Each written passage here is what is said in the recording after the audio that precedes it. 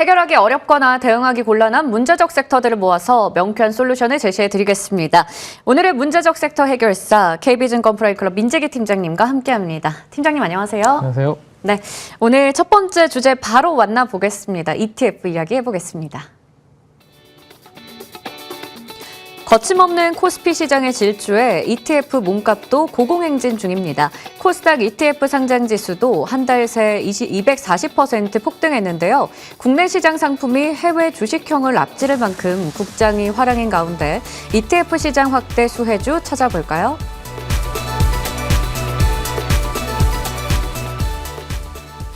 네, 2월 들어서 6,000p 안착에 완벽하게 성공했고 오늘은 무려 6,200선까지도 돌파가 나왔습니다. 계속해서 코스피가 이렇게 잘 가고 있는 상황에서 우리가 종목에 집중해야 될까요? 아니면 좀 지수를 보면서 대응해야 될까요?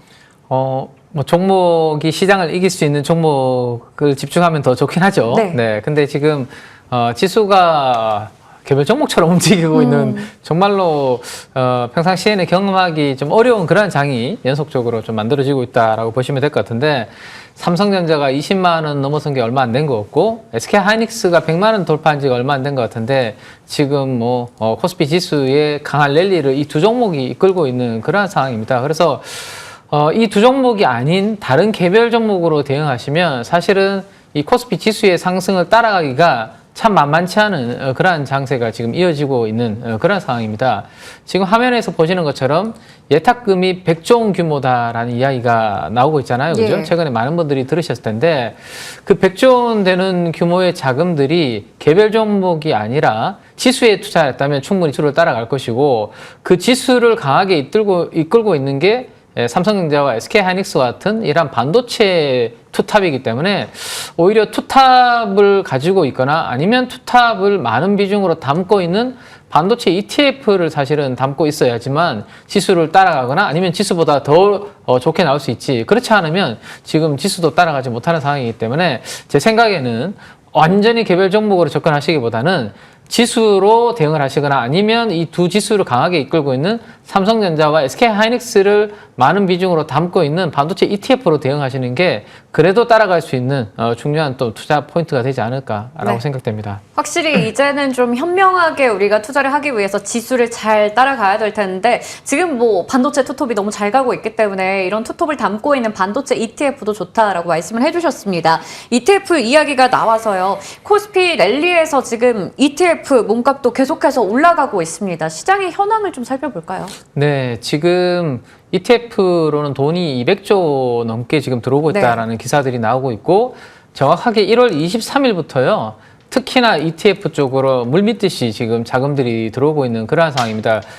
지금 화면에서 보시는 것처럼 1월 23일이면 코스닥 우리 3,000 이야기가 나왔던 그 타이밍이거든요. 네. 그때부터 코스닥 150 ETF 중심으로 지금 자금 유입이 꽤 강하게 들어오면서 ETF의 설정 자수가 증가하고 있는 것을 볼 수 있고, 다음 화면 한번 보시면 또 많은 분들이 지수가 이렇게 강한 대세 상승장에서는 레버리지로 투자를 많이 하시잖아요. 네. 그래서 코스닥 150 레버리지 ETF에 지금 자금 유입도 강하게 들어오면서 설정 자수가 1월 23일부터 강하게 증가하는 그러한 그림이 나오고 있습니다. 제가 아까 앞에 서두에 삼성전자와 SK하이닉스를 많이 담고 있는 반도체 ETF 중심으로 대응을 해야 지수를 적어도 따라가거나 이길 수 있다라고 말씀드렸는데, 그 두 종목 비중을 거의 60%로 담고 있는 ETF가 바로 타이거 반도체 탑10 ETF인데요. 이 ETF의 지금 설정 자수도 마찬가지 흐름을 보이고 있죠. 1월 이후로 상당히 강하게 시장에 관심을 받으면서 돈들이 들어오고 있는 그런 환경입니다. ETF를 구성하고 있는 종목들이 다 상승을 하다 보니까 이 AUM 자체가 지금 올라가고 있는데, 상승 종목수 다음 페이지에서 한번 보여드리면 삼성전자, SK하이닉스를 절반 이상 담고 있고요. 그렇네요. 오늘 급등하고 있는 대부분의 종목들이 이 ETF에 있다 보니까 이 ETF 하나가 오늘 거의 한 8%, 9% 오르고 있고, 이 ETF가 또 레버리지가 있습니다. 거의 18%씩 지금 네. 개별 종목 못지않게 움직이고 있거든요. 그래서 많은 투자자분들이 이게 굳이 내가 개별 종목을 하지 않아도 똘똘한 섹터 ETF나 테마 ETF를 잘 고르면 충분히 시장을 따라갈 수 있다는 생각을 할 수 있기 때문에 이제 앞으로 ETF는 더욱더 공부를 좀 많이 하셔야 되지 않을까 생각을 하고 있습니다. 이게 참 고민이 되잖아요. 어떤 종목을 잘 골라야 될지. 근데 그게 어려울 때는 똘똘한 ETF 하나만 잘 골라도 여러 종목들 담고 있는 만큼 우리가 수익을 크게 볼 수 있다라고 얘기를 주셨습니다. 그러면 ETF 관련해서 투자를 할 때 좀 조언, 뭔가 아무래도 주의할 점도 있을 것 같기도 해요. 그리고 관심주는 어떤 걸 보고 계세요? 주의할 거는 아주 중요한 부분이 뭐냐면 네. 돈이 이렇게 들어올 때는요. 증폭 효과로 많이 올라갑니다. 그렇죠. 생각했던 것보다 네. 지수가 지금 5천에서 6천은 순식간에 왔습니다. 근데 만약에 이쪽으로 돈이 빠져나간다고 한번 생각해 보세요. 금융 투자 쪽으로 수급이 네. 많이 잡히고 있잖아요, 최근에. 근데 ETF 쪽에서 자금이 유출된다. 그러면 지금 올라오는 것만큼 그 이상으로 지수가 빠지면서 내려갈 수 있는 그러한 부분들은 반드시 있을 수 있다. 대신에 그 타이밍이 사실은 지금 언제일지 지금은 아무도 아직은 하락장에 대해서 이야기를 하지 않고 있습니다. 그죠? 그래서 저도 뭐 타이밍을 지금 뭐 말씀드리기는 뭐 정확하지 않을 것 같은데요. 어쨌든 이 상승 랠리가 영원히 지속되지는 않고요. 만약에 뭔가 시장에서 약간 기스가 나서 꺾이게 되면 이 ETF는 반대의 영향을 줄 수 있기 때문에 그런 부분들을 주의가 좀 필요하고 보이고요. 자, ETF 시장이 어쨌든 지금 뭐 퇴직연금부터 시작해서 엄청나게 커지고 있습니다. 그 커졌을 때 수혜를 볼 수 있는 대표적인 회사가 있거든요. 지금 2,700조 원 뭐 ETF 시장의 이야기가 지금 화면에서 나가고 있는데 우리가 ETF를 만들 때 그 기초지수, 벤치마크 지수라는 게 있는데 그 지수를 만들어주고 제공해주는 회사가 있습니다. 서비스가. 네. 이게 FN 가이드라는 회사인데 네. 우리가 주식과 관련된 데이터를 많이 좀 유료로 제공하는 회사로 우리가 알고 있잖아요. 그죠? 네. 근데 제가 오늘 요 회사를 아침 일찍 장계산할 때 이제 드렸는데 네. 공교롭게도 좀 주가가 오전에 상한가를 이미 그렇네요. 가버려가지고 시장은 항상 스마트한 것 같습니다. 예. 네. 근데 이게 문제가 뭐냐면 아까 제가 반도체 탑10 ETF가 있다고 말씀드렸잖아요. 네. 그 지수에 이 회사가 그 지수를 이제 제공을 해주고 있거든요. 네. 그러면 이 ETF가 규모가 점점 커지면 커질수록 수수료를 계속 FN 가이드는 따박따박 받을 수 있는 그런 구조입니다. 그래서 네. 앞으로 ETF, 인기 있는 ETF가 어디에서 나오는지 잘 보시고 그 지수를 누가 만들어주는지 잘 보시고 만약에 FN 가이드가 그런 부분들에 히트를 많이 친다. 그러면 수수료 수입이 늘어난다. 이렇게 이해를 좀 해두시면 좋을 것 같습니다.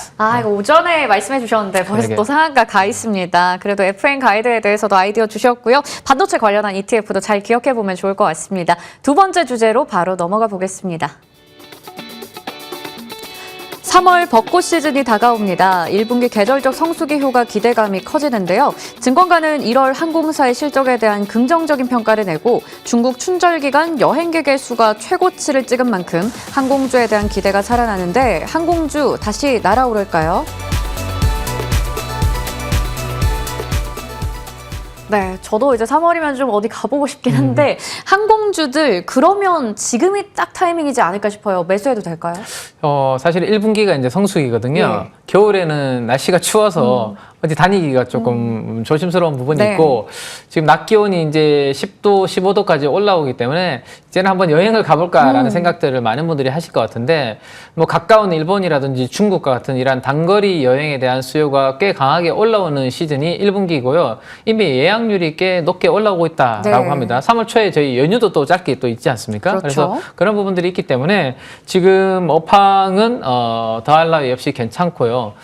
특히나 더 중요한 부분은 지금 중국과 일본 간의 관계가 뭔가 개선될 조짐이 전혀 보이지 않고 계속 뭔가 악화되고 좀 길어질 것으로 지금 이야기들은 나오고 있는 그런 상황이죠. 그러다 보니까 국내 항공사들 뭐 이런 부분들한테 우리나라로 들어오고 있는 이런 여행객 수요도 점점점 유지가 되고 있고 더 증가하는 분위기이기 때문에 나쁘지 않은 업황 환경이다라고 정리를 해드릴 수 있을 것 같습니다. 네, 좋습니다. 지금이 딱 볼만할 때인 것 같은데 그래도 최근에 유가나 환율은 좀 체크를 해봐야 될 것 같아서요. 가장 항공주에게 영향 많이 주는 부분인데 좀 어떻게 보세요? 네, 유류비가 이제 항공사 비용의 약 30%를 네. 차지하고 있기 때문에 반드시 이제 우리가 항공사 투자를 할 때는 유가와 환율은 같이 체크를 하셔야 됩니다.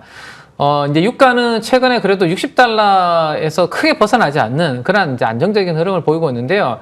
이게 지금 26일인가요? 뭐 27일인지 정확하게 제가 기억이 안 나는데 지금 미국과 이란 간의 마지막 또 협상이 스위스 제네바에서 네. 있다라고 하는데 그 결과에 따라서 사실은 유가가 좀 튀어오를 수도 있거든요. 안 좋게 끝나면. 그러면 오히려 유가가 튀면서 최근에 좀 강했던 항공주들이 조정을 좀 받으면 그때가 오히려 또 저는 좀 기회가 되지 않을까라는 생각을 하고 있습니다. 그리고 환율도 지금보다는 더 높게 올라가지 않고 우리나라가 워낙 강세 기조가 조금 유지가 된다라면 그 부분도 앞으로는 크게 더 나빠질 건 없다. 이렇게 정리를 좀 해드릴 수 있을 것 같습니다. 네, 그렇다면 항공주 어떤 걸 사야 될까 제일 고민됩니다. 대형 항공주와 LCC 중에서 어떤 걸 보셨을지 오늘의 탑픽에서 공개해 주실 것 같은데요. 네, 저는 뭐 대형주 쪽을 네. 왜냐하면 요즘 장이 워낙 대형주들이 상당히 맞아요. 가볍게 움직이기 때문에 대한항공을 저는 선택을 좀 해봤습니다. 예. 대한항공은 한 22년, 23년도부터 엄청나게 지금 길게 박스권 흐름을 그리다가요. 최근 일주일 사이에 주가가 가파르게 좀 올라오고 있는 부분들이 상당히 기술적인 특징을 좀 보여주고 있는데 네. 그 이유가 이제 몇 가지 있는데요. 조금 전에 말씀드렸던 그런 여행이라든지 그러면 이제 우리 항공의 이제 운송 관련된 부분이 본업이죠. 좋아지는 부분이 있습니다. 그래서 그 부분이 좋아지는데 화물 쪽도 지금 요즘 수요가 중국 쪽 수요가 살아나면서 같이 좋아지고 있는 포인트가 되고요. 근데 제가 개인적으로 대한항공을 올해 보는 이유는 이 운송 쪽보다는 방산 관련해서 오늘 하반기에 더욱더 예. 부각이 될 가능성이 높습니다.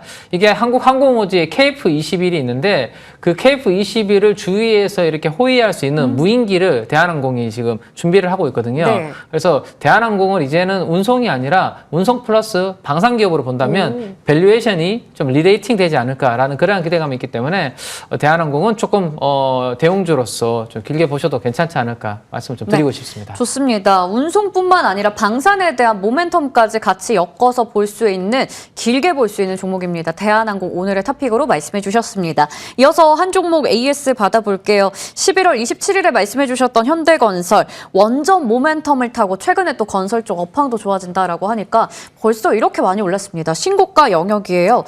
추가 전략 어떻게 가져갈까요? 네, 뭐 에너지 이야기는 계속 나오고 있고요. 트럼프 대통령이 지금 우리 빅테크들한테 전력은 자체적으로 조달해라라고 할 정도로 원전한테는 나쁘지 않은 그런 모멘텀입니다. 근데 주가는 이미 좀 어느 정도 많이 올라온 상황이기 때문에 리스크 관리 가격을 바로 설정을 좀 해드리도록 하겠습니다. 어제 거래량이 좀 터진 양봉이 나왔는데 14만 2,800원이 어제 양봉의 시가 기준이라고 볼 수 있을 것 같아요. 그래서 14만 2,800원을 이탈하지 않으면 저는 먼저 내릴 필요는 없다라는 생각이고요. 갈 때까지 가보는 전략이 좋을 것 같고 만약에 14만 2,800원을 좀 거래량 수반에서 깨고 이탈해서 내려온다. 그때는 이제 차익 실현 내지는 리스크 관리가 좀 필요하지 않을까. 이렇게 정리해드리겠습니다. 좋습니다. 14만 2,800원 잘 기억해보고 지지 여부 체크해보시면 좋을 것 같습니다. 지금까지 KB증권 프라임클럽 민재기 팀장님과 이야기 나눠봤습니다. 오늘 저희 성공 마감 전략 1부에서 준비한 순서는 여기까지입니다. 잠시 후 성공 마감 전략 2부에서 더 자세한 전략들 이어가도록 하겠습니다. 잠시 후에 인사드릴게요. 고맙습니다.